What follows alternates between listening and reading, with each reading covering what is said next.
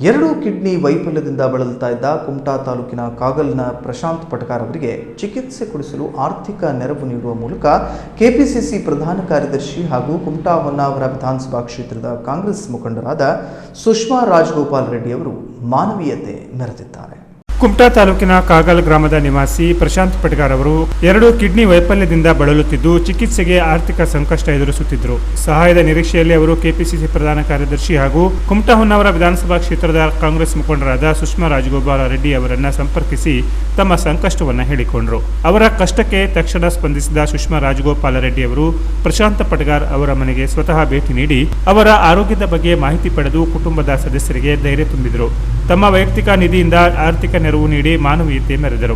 ಈ ಸಂದರ್ಭದಲ್ಲಿ ಮಾತನಾಡಿದ ಅವರು, ಪ್ರಶಾಂತ್ ಅವರ ಚಿಕಿತ್ಸೆಗೆ ಸರ್ಕಾರದಿಂದ ದೊರೆಯಬಹುದಾದ ಎಲ್ಲ ಸೌಲಭ್ಯಗಳು ಹಾಗೂ ನೆರವು ಸಿಗುವಂತೆ ಅಗತ್ಯ ಕ್ರಮ ಕೈಗೊಳ್ಳಲಾಗುವುದು. ಈ ಸಂಕಷ್ಟದ ಸಮಯದಲ್ಲಿ ಕುಟುಂಬದೊಂದಿಗೆ ನಾನು ಸದಾ ಇರುತ್ತೇನೆ ಎಂದು ಭರವಸೆ ನೀಡಿದರು. ಸುಷ್ಮಾ ರಾಜಗೋಪಾಲ್ ರೆಡ್ಡಿ ಅವರ ಈ ಮಾನವೀಯ ಸೇವೆ ಮತ್ತು ಸಮಾಜಮುಖಿ ಕಾಳಜಿಯನ್ನು ಸಾರ್ವಜನಿಕರು ಪ್ರಶಂಸಿಸಿದ್ದಾರೆ. Canara plus news, Kumta.